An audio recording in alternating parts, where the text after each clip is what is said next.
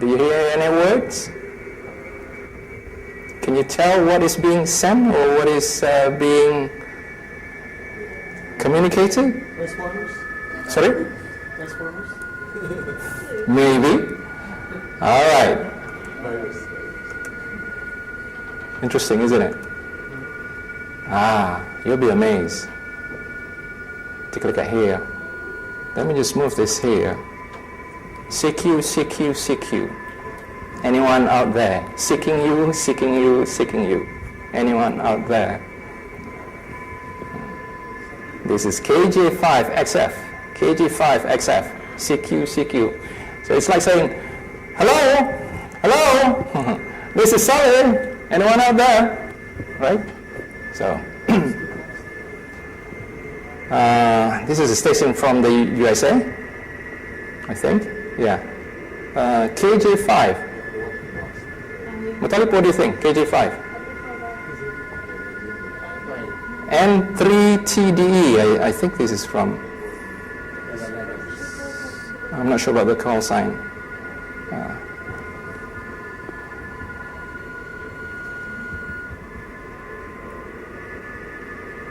Okay, let's take a look at this one. Okay.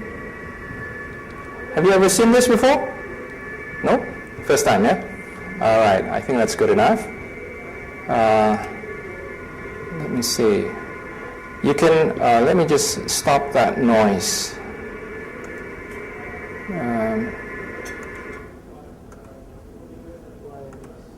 You can use wires to link or to establish internet connection. So that means you've got a PC, you've got a radio, okay, you hook it up to this device, and then hook this device up to your PC, and this goes to your antenna, and then it's just a matter of using your walkie-talkie to access the internet. Okay, so your walkie-talkie has got this buttons. This generates DTMF tone. If you can hear it, there you go. Okay, that will allow you to access the internet. Another method, that's the device that will link your radio to your PC. Another way is to use D-Star. Again, if we have time, I'll play that clip. I'm going to skip that and go back to, let me see.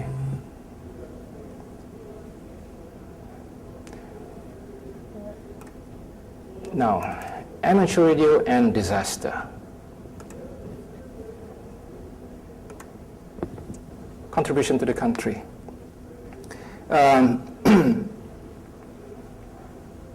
How we use amateur radio in emergency and disaster relief works or disaster situations. Now, first of all, let's compared to USA or China, our natural disasters basically flood, landslide, mudslide, tropical storms. Whereas in Indonesia, we've got earthquake, volcanoes, and you know, in the US, there is the what's that called? Tornadoes. Yeah, right. In Malaysia, it's severe flood always, and then you've got building collapse, fire explosion, plane crash. Very rare, but it happens. For those of you who are not from Malaysia, severe floods, especially monsoon season. We're talking about northeasterly wind from the South China Sea, bringing lots of heavy rain. And back in the 70s, from 1920s, okay, there were records of rainfall in these states, 1, 2, 3. All these states flooded 1920s. Also Johor. 1970s, once again. 2006, 2007, once again. 2006, 2007, here. And 2007 to 2008, between December and January, it was the state of Pahang. Okay? Here's some pictures of that. This was in Johor. southern state. And this is in Pahang. So when this happened, we will call to help the emergency response agencies to communicate with each other. Landslide. This is Bukit Antara Bangsa, where the landslide happened. This is the picture just before a couple of days before the incident, and that's after the incident. It doesn't look much, is it? Okay? To know how serious it is, there you are. Notice the pile-up and how high that is. The dirt that need to be moved. Now, by the way, this street is blocked, I think, about 1.5 kilometers by dirt. So that's why the residents couldn't go out of their house. They couldn't drive the cars out of the house. So the residents on the other side and on these sides were all trapped. They could walk out, but they couldn't drive. That's why most of the residents stayed or remained there, because they were afraid of the security of the belongings. Okay? Next. Radio equipment that we use there. Some of the houses. Now, by the way, this house here was actually somewhere else before the landslide. Okay? Yeah. After the landslide, well, the landslide actually brought the house there. Next. Okay, the ambulance on standby. Victims brought in to the trauma center. I was at the trauma center, and here's our team. Now, when we were there, you might be wondering why we were there in the first place. When we were there, we didn't do any rescuing, we didn't do any CPR. All we did was use radio to communicate. Why? Because mobile phones could not be used. Everybody wanted to use mobile phone, so the mobile phone network got jammed. The police have got their own radios, the bombers have got their own radios. They could not talk to each other because they're using different frequencies. And then people from the Ministry of Health, doctors and whatnot, they've got their own walkie-talkies. However, there was no coverage. The word used was coverage. I remember the medical commander asked me, "Saleh, does your radio have coverage here?" I said, "Yes, virtually anywhere." Okay, so that's why we were there. They wanted 5 stations at the trauma center, at the forward base, at the temporary shelter, 1 mobile following the commander and the doctors, okay, and 1 at the fire and rescue department. And then lost mountain climber. What happened was a group of mountain climbers went up to Gunung Yongyak. This is in the north, in Kelantan, in the state of Kelantan, between Kelantan and Perak. 14 went up, 13 came down. No one realized or no one knew what happened to the other guy until they got back to the foot of the hill, And then we mounted a rescue team. These are the police air wing. This is our coordinator, the radio equipment that we use there to help everyone. You remember a building collapse in PJ? Again, we were there. We were called. Recently, 2 jungle trekkers went to Semenyih and Broga forest, if you will. Okay?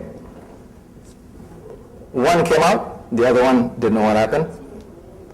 So the person who got out filed a police report. We mounted a search and rescue.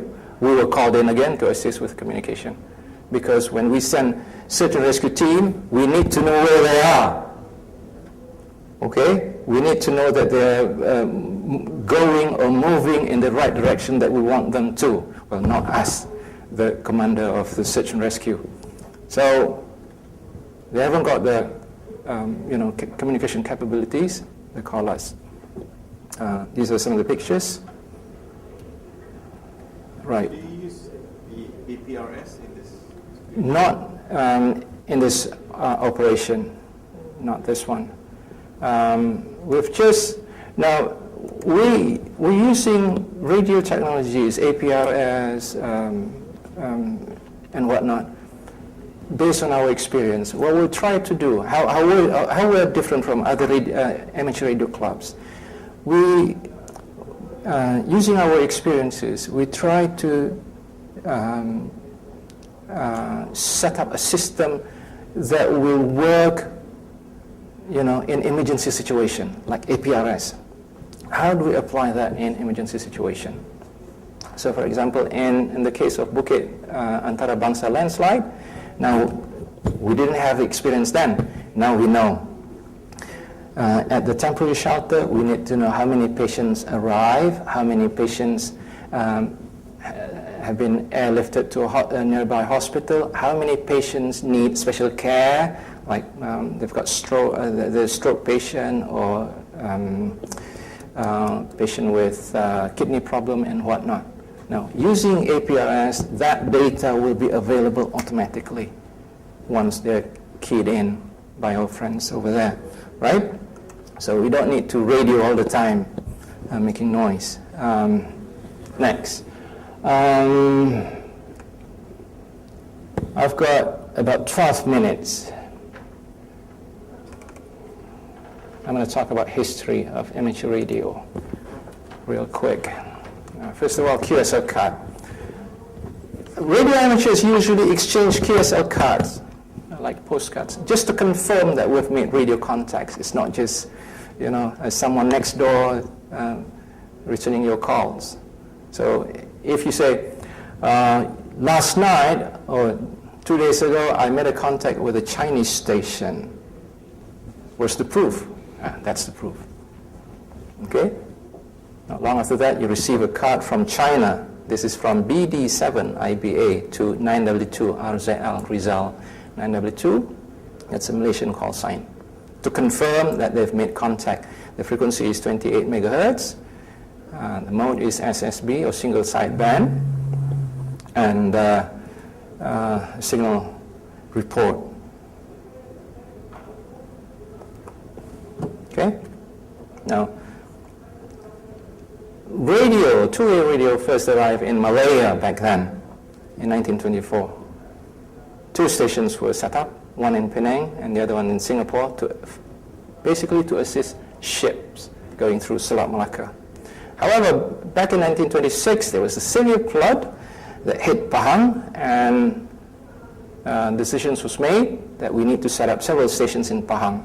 It was part of flood warning system, and they operated on 7 megahertz, and we use amateur call signs. Okay, QSL card in 1927. Here are the stations first established in Pahang. Okay, so whenever heavy rain happened here, the station in Mentakap would alert the station in Kuala Pahang so that they know what to expect. Okay, 1945, Perak Radio Society and Selangor Radio Society were registered, followed by Singapore Amateur Radio Transmitting Society. These are again some of the QSL card. I'm going to browse through this real quick. Now, 1962, right after independence, call sign 9M2 started being used. That's the proof. Now, I'd like to highlight 1997, MCMC was formed. Before that, it was JTM, or Jabatan Telekom Malaysia. I think it was Jabatan Telekom at that time, or Telecommunication Department. Before Telecommunication Department, we were still under the British rule.